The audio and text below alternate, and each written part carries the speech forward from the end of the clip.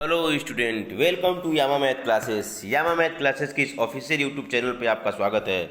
तो दोस्तों, आज की इस वीडियो में हम एटम का पार्ट 2 कवर करने वाले हैं। आपने थंबनेल तो देख ही लिया होगा। जो टॉपिक का नाम है वो है एटम का पार्ट 2। तो एटम के पार्ट 1 के बारे में इंट्रोडक्शन बहुत ज़बरदस्त तरीके से हमने बता दिया था। अब हम आएंगे पार्ट 2 के बारे में। हमने 3 तरह के मौलिक कणों के बारे में बात की थी। 3 तरह के जो मौलिक कण होते हैं वो होते हैं इलेक्ट्रॉन, प्रोटॉन और न्यूट्रॉन। इन्हें मौलिक कण कहा जाता है। अब देखिएगा दोस्तों, मैं आपको एक चीज़ बताने वाला हूँ। यहाँ पे दोस्तों, यहाँ पे क्या है, ये आप स्लाइड देखिएगा दोस्तों। ये मैं आपको थोड़ा बड़ा कर देता हूँ और दिखाने की कोशिश करता हूँ। यहाँ पे देखिएगा दोस्तों, यहाँ पे आप क्या देख रहे हैं कि इलेक्ट्रॉन के जो खोजकर्ता थे वो जे थॉमसन थे। कब किए थे, किस सन में किए थे? तो 1897 में किए थे। ये क्वेश्चन पूछा जाता है किस सन में किया गया था। प्रोटॉन की खोज किसने की? तो रदरफोर्ड ने की 1917 में।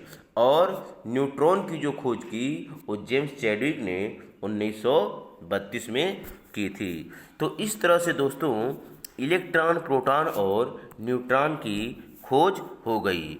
1897 में खोज हुई इलेक्ट्रॉन की, फिर उसके 1917 में हो गई प्रोटॉन की, और लास्ट में 1932 में जाकर के न्यूट्रॉन की खोज जो है जेम्स चैडविक नामक साइंटिस्ट ने की। तो ये सन पूछा जाता है दोस्तों, 1932 वाला बहुत ज़्यादा आता रहता है। तो आप ये स्लाइड देख ही रहे होंगे दोस्तों। इससे आप नोट्स बना सकते हैं, आप स्क्रीनशॉट ले सकते हैं, या इसका जो पीडीएफ है मेरे चैनल पे डिस्क्रिप्शन में मैं डाल दूंगा और वहाँ से आप डाउनलोड कर लेंगे। दोस्तों बहुत ही ज़बरदस्त नोट्स आपको देने वाला हूँ। कंपटीशन हो, कोई भी कंपटीशन हो, या बोर्ड एग्ज़ाम हो, या 9th का एग्ज़ाम हो, या 10th का एग्ज़ाम हो, या कोई कंपटीशन एग्ज़ाम्स हो, साइंस का एक भी क्वेश्चन इस लेक्चर से बाहर जाने वाला नहीं है दोस्तों। यदि इस लेक्चर से बाहर एक भी क्वेश्चन चला गया तो मैं इस यूट्यूब चैनल पे पढ़ाना छोड़ दूंगा। तो दोस्तों, यहाँ पे हमने देख लिया इलेक्ट्रॉन, प्रोटॉन, न्यूट्रॉन के खोजकर्ताओं के बारे में डिटेल से हमने अध्ययन कर लिया। अब इनके इलेक्ट्रॉन पे कितने चार्ज होते हैं, कैसे चार्ज होते हैं, प्रोटॉन पे कितने चार्ज होते हैं, किस प्रकार का चार्ज होता है, न्यूट्रॉन पे कितना चार्ज होता है, किस प्रकार का चार्ज होता है, इसके जो आवेश होते हैं वो कितने होते हैं, कैसे होते हैं, तो उसके बारे में हम डिस्कस करेंगे दोस्तों आपसे एक रिक्वेस्ट है, यदि आप चैनल पे नए हैं तो प्लीज़ चैनल को सब्सक्राइब कीजिए और बेल आइकॉन को दबाइए, ताकि वीडियो का जो नोटिफिकेशन है ना दोस्तों, आपको समय समय पर मिलता रहे। तो अब नेक्स्ट हम देखेंगे, नेक्स्ट फिर चलते हैं आपको पीडीएफ की तरफ देखेंगे। यहाँ पे नेक्स्ट हम देखेंगे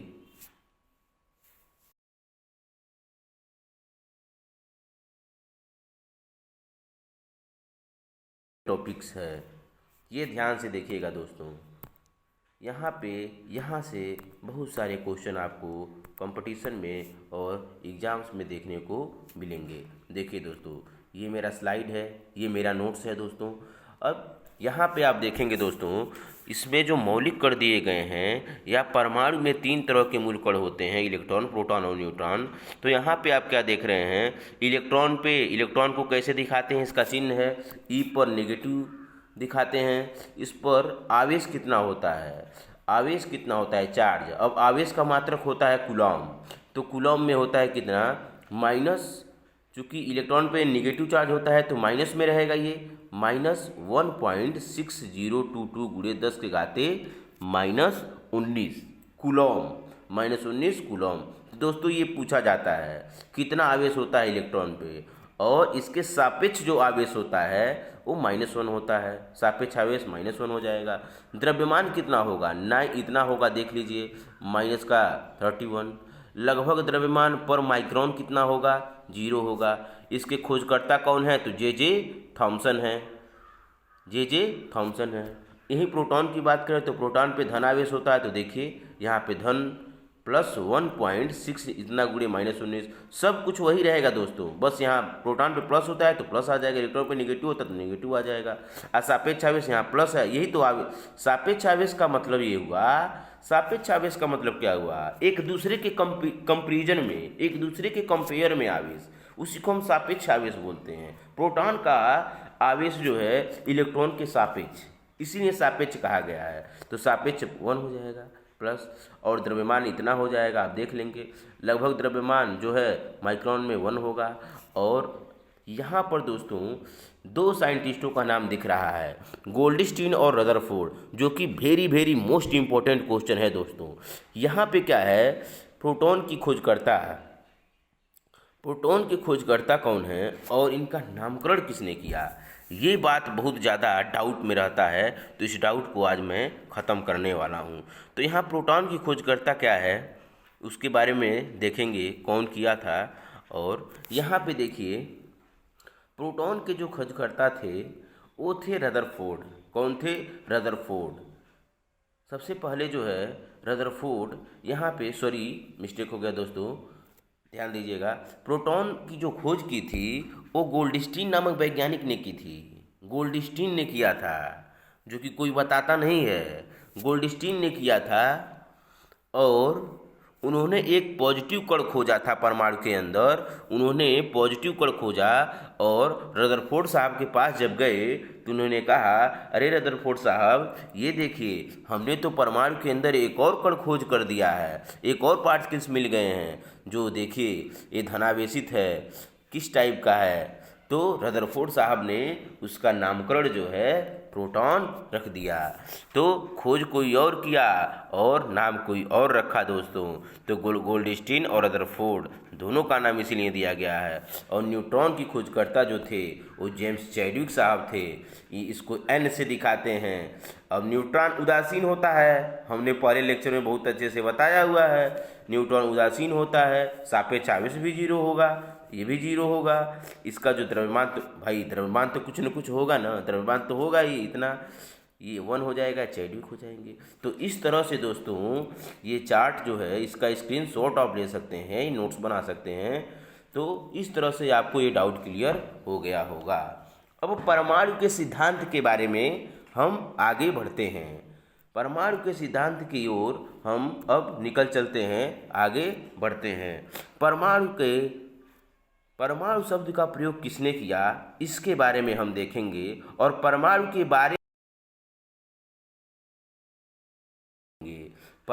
बारे में सबसे पहले कौन बताया इसके बारे में भी देखेंगे।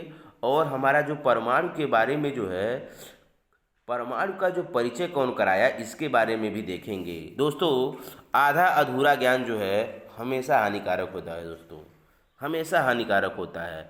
अब मैं आपको बहुत ही डिटेल में बताने वाला हूँ। यहाँ पर दोस्तों आप ध्यान दीजिएगा, यहाँ पर एक सेकंड दोस्तों,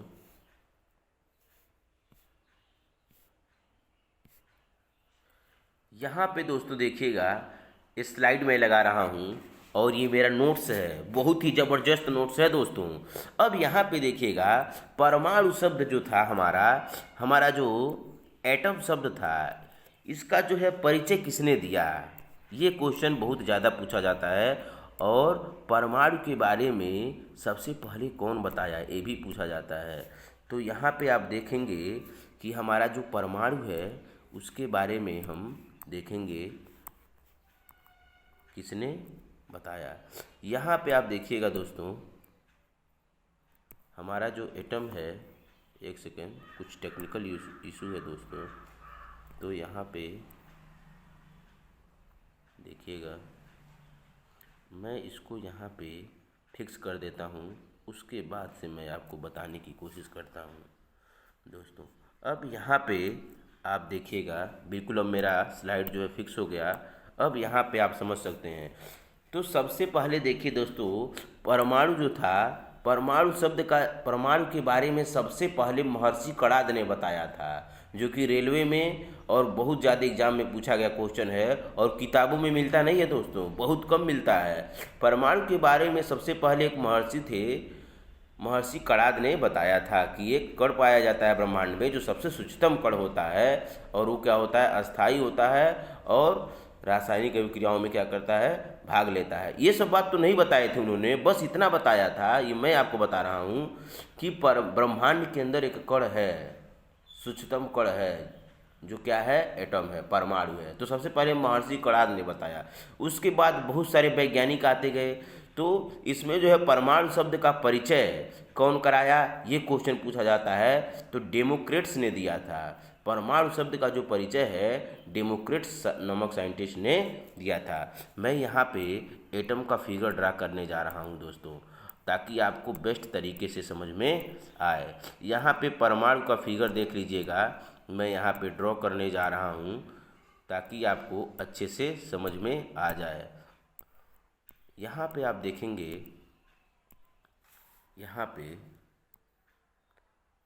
ये है हमारा, सॉरी ये थोड़ा गड़बड़ हो रहा है, इसको आप समझ जाइएगा दोस्तों। यहाँ पे क्या है, देखिएगा, परमाणु है। हमने आपको क्या बताया था, परमाणु बताया था। तो जो लोग नए देख रहे हैं वीडियो, उसको जो है पार्ट फर्स्ट यदि नहीं देखे हैं तो पार्ट फर्स्ट देख लीजिएगा दोस्तों।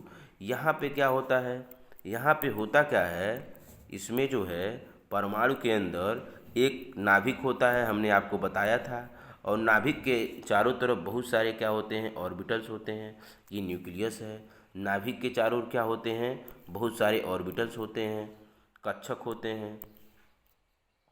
ये बात हमने आपको बता दिया था। और जो ये होता है वो धनावेशित होता है।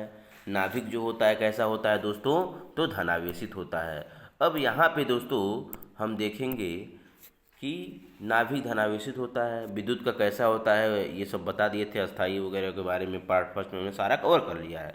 एक बार फिर मैं इस क्लास के लास्ट में मैं रिवाइज कर दूंगा। तो यहाँ पे आप देखिएगा परमाणु शब्द का जो परिचय है डेमोक्रिटस ने दिया था। अब परमाणु के सिद्धांत के बारे में हम पढ़ेंगे। तो परमाणु के लिए दो वैज्ञानिकों ने मुख्य सिद्धांत दिया था। पहले वैज्ञानिक थे डाल्टन थे, जॉन डाल्टन थे, और दूसरे कौन थे, रदरफोर्ड थे। दूसरे कौन थे, रदरफोर्ड थे। तो सबसे पहले हम जॉन डाल्टन के परमाणु सिद्धांत के बारे में पढ़ेंगे, उसके बाद हम रदरफोर्ड पे आएंगे। तो सबसे पहले हम जॉन डाल्टन के परमाणु सिद्धांत के बारे में देखेंगे कि डाल्टन जो थे उन्होंने परमाणु के बारे में क्या क्या बताया था। जो हमारे डाल्टन थे उन्होंने जो है परमाणु के बारे में क्या क्या बात बताई थी। तो इसके बारे में हम देखने वाले हैं। तो यहाँ पे दोस्तों उसके बारे में हम देखेंगे। तो यहाँ पे डाल्टन का मैं परमाणु सिद्धांत आपको दिखा देता हूँ, डाल्टन ने क्या क्या कहा था।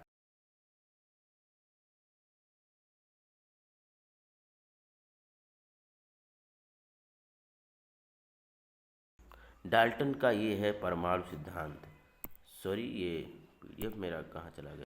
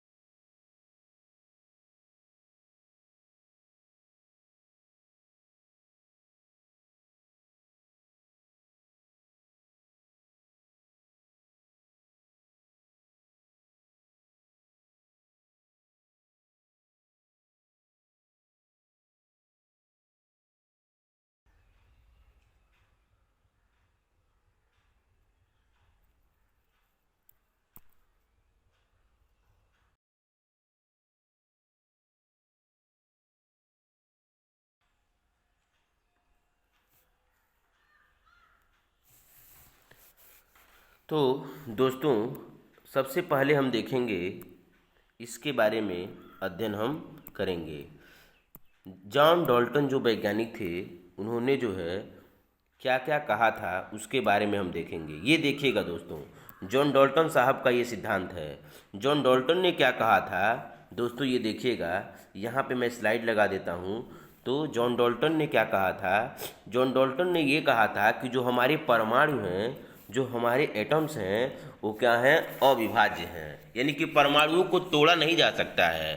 पहला पॉइंट उन्होंने ये बताया कि परमाणु जो है उनको ब्रेक नहीं किया जा सकता, नष्ट नहीं किया जा सकता किसी भी भौतिक या रासायनिक क्रियाओं के द्वारा। अब दूसरा पॉइंट उन्होंने क्या बताया कि भिन्न भिन्न तत्व में भिन्न भिन्न द्रव्यमान। भाई सही बात है, अलग अलग तत्व उन्होंने कहा, अलग अलग तत्व के द्रव्यमान अलग अलग होंगे और उनके केमिकल जो प्रॉपर्टीज हैं, जो रासायनिक गुण हैं, वो भी अलग अलग होंगे। ये डाल्टन साहब ने कह दिया था। तो भिन्न भिन्न तत्व के द्रव्यमान जो है भिन्न भिन्न होंगे, ये तो कॉमन सी बात है, होंगे ही। और रासायनिक गुण भी अलग अलग होंगे, सही बात है। हाइड्रोजन कुछ और बनाएगा रिएक्ट करके, ऑक्सीजन कुछ रिएक्ट करके और बनाएगा, ये बात तो आप जानते ही हैं। तो भिन्न भिन्न द्रव्यमान के होंगे और भिन्न भिन्न उनके जो है रासायनिक गुण होंगे। अच्छा दोस्तों, एक बात बताइए, आप पढ़े होंगे hydrogen, helium, lithium, beryllium, boron, carbon, nitrogen, oxygen. तो क्या आप देखते हैं कि नहीं, सबका परमाणु भार अलग अलग होता है कि नहीं होता है, भिन्न भिन्न होता है कि नहीं होता है। और रासायनिक गुण की बात करें, जब केमिकल रिएक्शन कराते हैं तो अलग अलग परमाणु जो है अलग अलग रिएक्शन करके अलग अलग प्रोडक्ट बनाते हैं। तो वही कह रहा है, रासायनिक गुण भी जो क्या होते हैं, भिन्न होते हैं। उसके बाद उन्होंने क्या कहा कि जो हमारा परमाणु है एक अदृश्य कण है, जिनको रासायनिक अभिक्रिया में निर्मित या नष्ट नहीं किया जा सकता। मैं आपको ये चीज़ तो बता ही चुका हूँ। डाल्टन का सिद्धांत जो है मुख्यतः दो सिद्धांतों पर आधारित है, आज जो कि मोस्ट इम्पॉर्टेंट क्वेश्चन है दोस्तों। यही क्वेश्चन ज़्यादा पूछा जाता है कि जो डाल्टन का सिद्धांत है किस पे आधारित है। तो पहला तो रासायनिक संयोजन पर आधारित है और दूसरा द्रव्यमान संरक्षण पर भी आधारित है। अब मैं आपको इसके बारे में बताने वाला हूँ कि रासायनिक संयोजन क्या होता है और द्रव्यमान संरक्षण क्या होता है। तो दोस्तों, रासायनिक संयोजन क्या होता है? यदि दो या दो से अधिक परमाणु या अणु आपस में आपस में संयोग करके रासायनिक क्रियाओं के द्वारा जो प्रोडक्ट बनाते हैं या जो पदार्थ का निर्माण करते हैं, उसे ही हम रासायनिक संयोजन का नियम कहते हैं। वह जो है प्रोडक्ट बनाते हैं, एक नियम के अनुसार बनाते हैं, जिसे हम रासायनिक संयोजन का नियम कहते हैं। एक बार और समझ लीजिए दोस्तों, रासायनिक संयोजन का नियम क्या होता है? रासायनिक संयोजन का नियम ये होता है कि दो या दो से अधिक परमाणु या अणु आपस में जुड़ करके जिस रासायनिक क्रिया के द्वारा किसी पदार्थ का निर्माण करते हैं, जिस रासायनिक क्रिया द्वारा करते हैं, उसे ही रासायनिक संयोजन का नियम कहते हैं। और दूसरा है द्रव्यमान संरक्षण, यानी कि जो भी हमारे परमाणु हैं उनका जो द्रव्यमान होता है दोस्तों, वो हमेशा संरक्षित होता है। संरक्षित का मतलब नियत होता है, वो कभी चेंज नहीं होता है दोस्तों, कभी भी चेंज नहीं होता। देखिए दोस्तों, द्रव्यमान और भार में क्या क्या होता है अभी मैं बता रहा हूँ। आइए यहाँ पे मैं, अब ये स्लाइड आप देख लिए होंगे, इसका स्क्रीनशॉट ले सकते हैं, समझ सकते हैं। अब मैं आपको यहाँ पे एक ज़बरदस्त टॉपिक बताने जा रहा हूँ कि द्रव्यमान संरक्षण क्या है, द्रव्यमान संरक्षण क्या है और रासायनिक संयोग क्या है। तो यहाँ पे आप देखिएगा, यहाँ पर मैं जो है आपको बताने की कोशिश कर रहा हूँ कि द्रव्यमान संरक्षण क्या है दोस्तों। द्रव्यमान संरक्षण का मतलब क्या है? द्रव्यमान संरक्षण का मतलब ये है कि हमारा जो द्रव्यमान है वो हमेशा क्या होता है? कांस्टेंट होता है, वो चेंज नहीं होता है। हमारा जो द्रव्यमान होता है वो चेंज नहीं होता है। ये बात मैं बताने की आपको कोशिश कर रहा हूँ। तो दो चीज़, एक भार होता है और एक द्रव्यमान होता है दोस्तों। एक क्या होता है? द्रव्यमान। तो ये आप जो है ग्रेविटेशन वाले चैप्टर में भी पढ़ेंगे। तो हमारा जो है भार जो होता है हर जगह चेंज होता रहता है, वेरी करता रहता है, लेकिन द्रव्यमान जो है वेरी नहीं करता है, ये निश्चित होता है। वही बात होती है रासायनिक अभिक्रियाओं में, जो द्रव्यमान होता है चाहे कहीं भी ब्रह्मांड में द्रव्यमान का मान एकदम नियत रहता है, वो चेंज नहीं रहता है, चेंज नहीं होता है कभी भी। जब मैं ग्रेविटेशन वाला चैप्टर पढ़ाऊँगा तो ये द्रव्यमान का कॉन्सेप्ट बहुत ही ज़बरदस्त तरीके से मैं आपको बताऊंगा। तो ये द्रव्यमान संरक्षण और रासायनिक संयोजन के नियम पर आधारित है। इतना आपको दिमाग के अंदर याद रखना है, सबकॉन्शियस माइंड में सेट रखना है।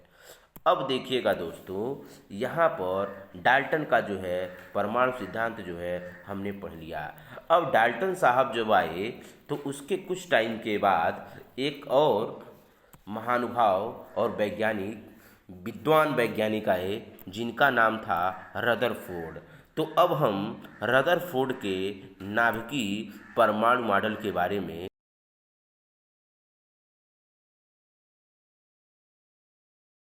हम चर्चा करेंगे। तो आइए दोस्तों, आपके सामने ये जो है पीडीएफ लग गया है और इसको देखेंगे और मैं बारी बारी से समझाता चला जाऊंगा। तो रदरफोर्ड का नाभिकीय सिद्धांत, रदरफोर्ड का नाभिकीय सिद्धांत क्या था उसके बारे में हम देखेंगे। तो रदरफोर्ड ने क्या किया, ये बहुत ही अच्छा कॉन्सेप्ट दिए, बहुत ही अच्छा कॉन्सेप्ट दिए। इन्होंने क्या बताया कि परमाणु जो है, इन्होंने जो है नाभिक की खोज भी की थी दोस्तों। नाभिक की खोज यदि पूछा जाए आपसे एग्जाम में कौन किया था, तो आप यही बताएंगे जो हमारा नाभिक था, नाभिक की खोज जो है रदरफोर्ड साहब ने की थी।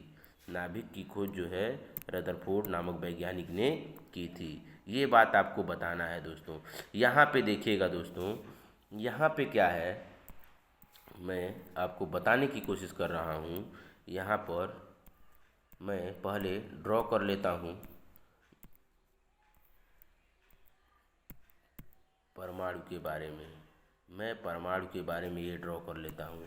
अब देखिएगा दोस्तों, ये परमाणु होता है और परमाणु के बीच में क्या है, एक नाभिक है, एक न्यूक्लियस होता है। यहाँ पे आप देख लेंगे ये क्या है, ये न्यूक्लियस है, कैसा है, धनावेशित है। अब क्या किया रदरफोर्ड ने जो है इस पर जो है अल्फा कणों की बमबारी किए। अल्फा कणों की बमबारी ही क्यों किए? अब क्वेश्चन ये उठता है कि अल्फा कणों की ही बमबारी उन्होंने क्यों की, इसके बारे में हम देखेंगे। तो जब ऐसे बमबारी किए तो उन्होंने क्या देखा, कुछ कण ऐसे सीधे निकल जा रहे हैं, कुछ कण ऐसे सीधे निकल गए और कुछ कण जो है यहाँ से जब मध्यवर्ती भाग में प्रवेश किए तो यहाँ से ऐसे गए और ये टकरा करके वापस चले आए। और कुछ कण क्या थे, अपने मार्ग से क्या हो गए, विचलित हो गए, अपने मार्ग से ऐसे विचलित हो गए। तो इस तरह से जो है उसने नाभिक की खोज कैसे की, बहुत ही मज़ा आने वाला है दोस्तों। तो ध्यान से देखिएगा दोस्तों। तो रदरफोर्ड ने क्या कहा था, क्या किए थे उन्होंने, उसके बारे में हम देखेंगे। सबसे पहले हम ये आपको बताएंगे कि उन्होंने जो है यहाँ पर उन्होंने जो है काम क्या किया था, क्यों अल्फा कण ही लिया, क्यों अल्फा कण ही लिया, क्वेश्चन ये आता है, क्वेश्चन ये हमारा बनेगा दिमाग में। अल्फा कण ही उन्होंने क्यों लिया, अल्फा कण ही उन्होंने क्यों लिया, तो उसके बारे में देखिए।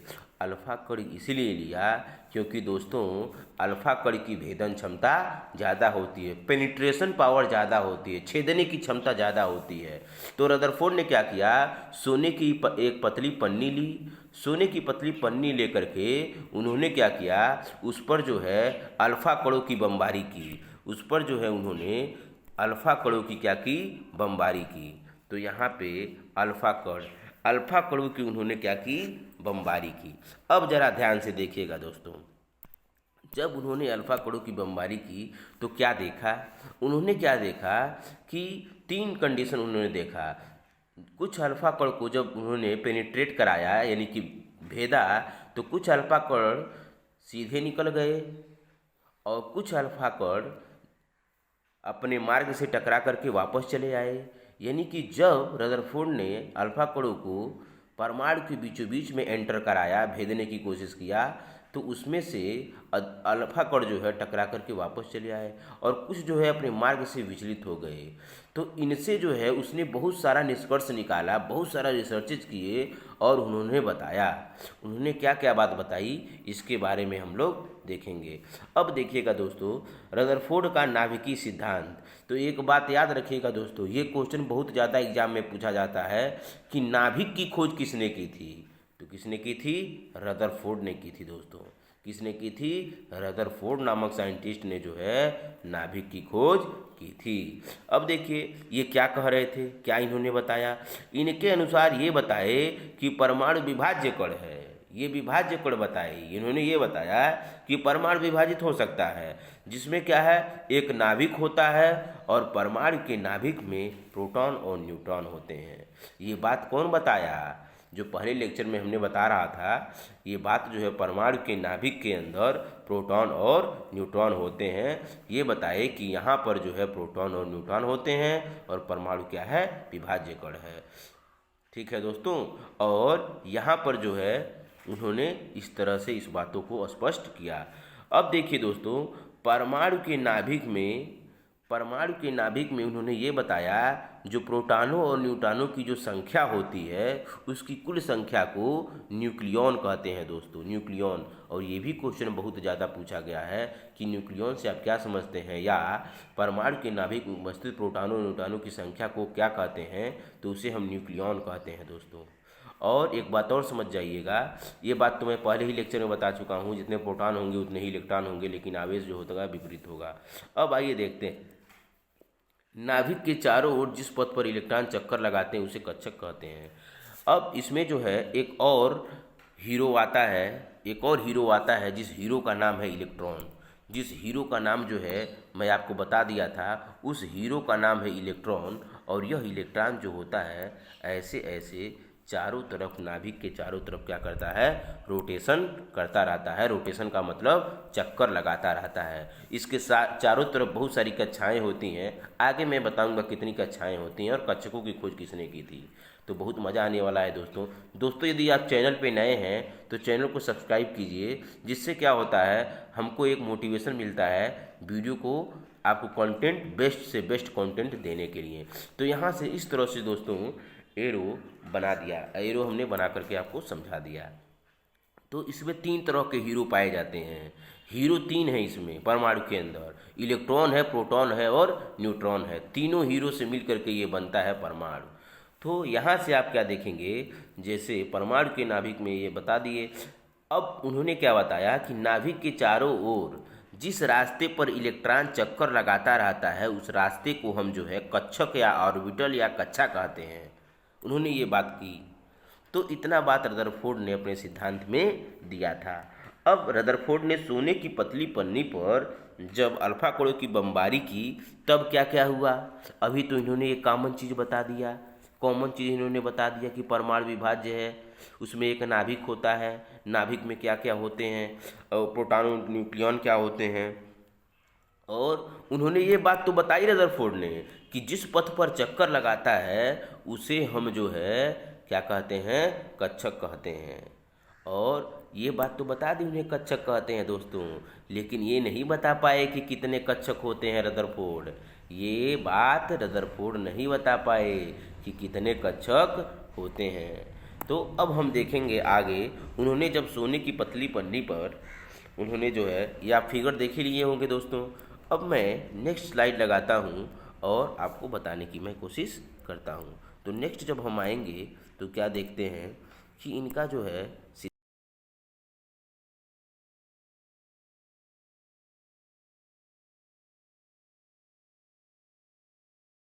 था। तो इस वाले स्लाइड में हम देखेंगे क्या क्या, जब रदरफोर्ड ने सोने की पतली पन्नी पर कराया तो उन्होंने क्या क्या चीज़ें देखी थी, इसके बारे में हम देखेंगे। तो देखिएगा दोस्तों, यहाँ पे आप देख सकते हैं, यहाँ पे आप देख सकते हैं कैसे कैसे क्या हुआ था। यहाँ पे देखिएगा दोस्तों, ये मैं स्लाइड लगा दे रहा हूँ दोस्तों। यहाँ पे क्या है दोस्तों, है क्या, यहाँ पे जब रदरफोर्ड साहब ने, ये फिगर तो आप देख लिए होंगे दोस्तों, मैं इसको एक्सपेंड कर देता हूँ ताकि आपको अच्छे से क्या हो जाए, समझ में आए। तो यहाँ से आप देखिएगा, ये मैं स्लाइड को जो है फिक्स कर देता हूँ। इस स्लाइड को मैं यहाँ पे फिक्स कर देता हूँ।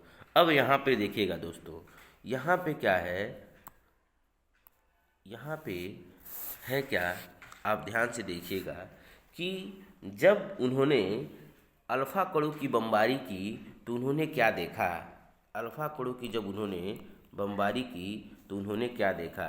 मैं इसको जो है इरेज ही कर देता हूँ, इसको साफ कर देता हूँ और आपको समझाने की कोशिश करता हूँ। तो यहाँ पे देखिएगा दोस्तों, उन्होंने क्या क्या बात बताई।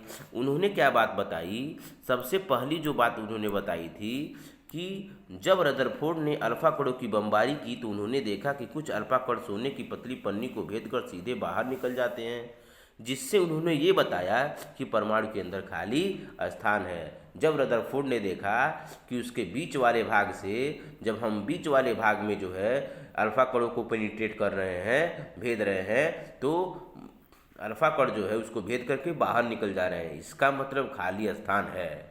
इसके दिमाग में वो आ गया और वास्तव में खाली स्थान तो होते ही होते हैं और उन्होंने बाद में बता भी दिया।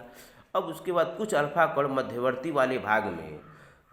वाले भाग से अपनी दिशा से विचलित हो जाते हैं, अपने मार्ग से विचलित हो जाते हैं, जिससे उन्होंने ये बताया कि परमाणु के मध्यवर्ती भाग में कोई धनावेशित कण तो है, कोई धन आवेशित जो है बीच वाले भाग में जो है कोई धनावेशित कण तो है, जिसके वजह से जो है क्या हो जा रहे हैं, अपनी दिशा से अल्फा कण जो है विचलित हो जा रहे हैं। अब देखिए क्यों विचलित हो जा रहे हैं भाई, ये बात कोई नहीं बताता है, ये बात कोई नहीं बताता है, सब लोग रटवा देते हैं, विचलित हो जाते हैं। क्यों विचलित हो जाते हैं आप जानते हैं ये बात, आपको ये बात जानकारी होगी कि यदि यहाँ पे प्लस आवेश है और यदि यहाँ पे प्लस आवेश है तो ये क्या करते हैं, दो समान आवेश एक दूसरे को रिपल करते हैं। रिपल का मतलब क्या हो जाएगा, प्रतिकर्षित करते हैं। प्रतिकर्षित का मतलब क्या हो जाएगा, दूर भागते हैं। तो समान आवेश रहेंगे तो दूर भागेंगे। तो यहाँ पे है क्या, यहाँ पे है क्या, यहाँ पे जैसे यहाँ पे नाभिक है, जब अल्फा कण की बमबारी कराई गई तो एक बात रखिए, ध्यान दीजिएगा, अल्फा कण जो है वो धनावेशित होता है। अल्फा कण भी कैसा होता है, पॉजिटिव होता है। और जब पॉजिटिव और पॉजिटिव मिलेंगे तो क्या रिपल करेंगे, दूर भागेंगे कि नहीं भागेंगे। यही कारण है कि विचलित हो गए थे कण, ये रीजन होता है दोस्तों। तो इस तरह से जो है ये आपका रीजन हो जाएगा और इसको रटने की कोशिश मत कीजिएगा कभी भी। तो उन्होंने कहा, उन्होंने यही बात बताया कि जो यहाँ पर जो है मध्यवर्ती भाग में धनावेशित वाला कण है, धनावेशित कण है तभी मार्ग से विचलित हो रहा है। अल्फा, यहाँ पे देखिए मिस्टेक हो गया, अल्फा कण इसलिए वापस लौट जाते हैं क्योंकि उसमें उपस्थित धनावेशित वस्तु और उसका आयतन जो है अत्यंत कम होता है। एक कारण ये भी हो सकता है दोस्तों, ये भी कारण ये होता है और मेन रीजन यही होता है दोस्तों। मेन रीजन यही होता है कि उसमें उपस्थित जो धनावेशित वस्तु है उसका आयतन जो होता है बहुत कम होता है आयतन, जिसके वजह से अल्फा कण जो है वापस लौट आते हैं। ये चीज़ आप कर सकते हैं।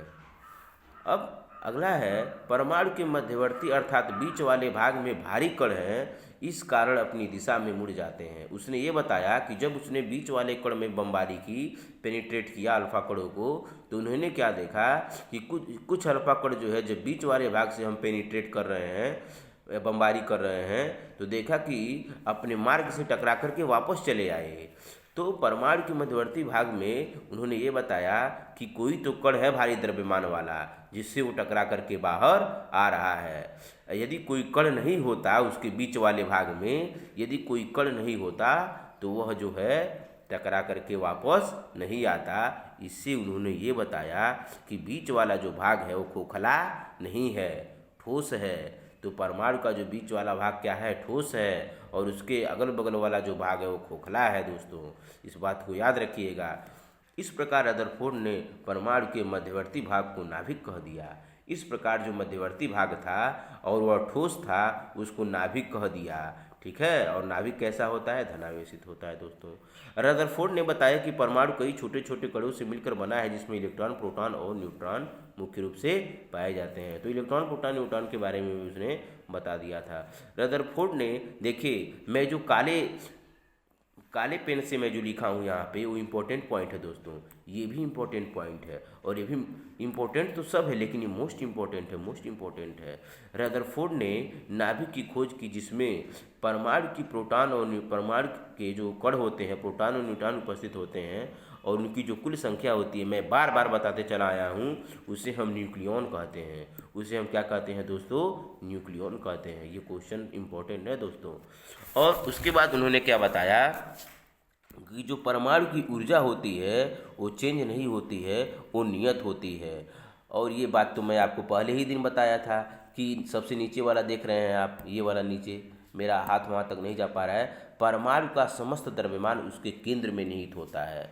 जो हमारा एटम होता है, जो हमारा परमाणु होता है, उसका जो होता है समस्त भार, यहाँ पे देखिएगा, ये हमारा परमाणु है। ये क्या है दोस्तों? ये हमारा परमाणु है। क्या है? परमाणु है। और इसके बीचों बीच में क्या है? इसके बीचों बीच में क्या है? नाभिक है। क्या है? नाभिक है। कैसा है? धनावेशित भाग है।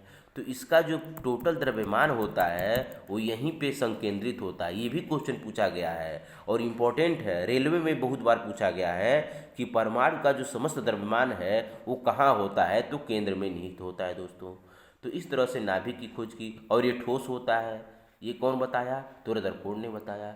तो इस तरह से दोस्तों रदरफोर्ड का जो है परमाणु मॉडल आपने पढ़ लिया और हमें उम्मीद है आपको रदरफोर्ड का जो परमाणु मॉडल है बहुत ही अच्छी तरह से आपको समझ में आ गया होगा। तो दोस्तों आज का ये जो लेक्चर है आपको कैसा लग रहा है कमेंट बॉक्स में ज़रूर बताइएगा दोस्तों। इससे क्या होता है, एक नई पॉजिटिव एनर्जी मेरे अंदर आती है और नए नए वीडियो को मैं अच्छा कंटेंट, अच्छे से अच्छा कंटेंट देने की आपको कोशिश करूँगा। तो दोस्तों यहाँ पे इस तरह से जो है हमने जो है आपको एटम के बारे में बता दिया। तो इस तरह से अब मैं स्लाइड को यहाँ से इरेज कर देता हूँ, हटा देता हूँ। और नेक्स्ट चीज़ जो है, इसमें बहुत सारी चीज़ें हैं परमाणु के बारे में, तो उसको जो है हम नेक्स्ट लेक्चर में डिस्कस करेंगे दोस्तों। तो आज के इस वीडियो में इतना ही। और आपसे एक रिक्वेस्ट है दोस्तों, एक रिक्वेस्ट है, यदि आप मेरे चैनल पे नए हैं तो मेरे चैनल को सब्सक्राइब कीजिए, यामा मैथ क्लासेस, यामा मैथ, यही है हमारे चैनल का नाम। यामा मैथ को सब्सक्राइब कर दीजिए दोस्तों। और कमेंट बॉक्स में ज़रूर बताइएगा दोस्तों आपको किस टॉपिक पे वीडियो चाहिए, कौन सा वीडियो चाहिए, और मैंने जो कंटेंट डाला है उनमें क्या चीज़ आपको अच्छा दिखा और क्या उसमें पॉजिटिव दिखा, क्या नेगेटिव दिखा। तो कमेंट बॉक्स में ज़रूर बताइएगा दोस्तों। और आपसे एक विनती है दोस्तों, चैनल को ज़रूर सब्सक्राइब कीजिए।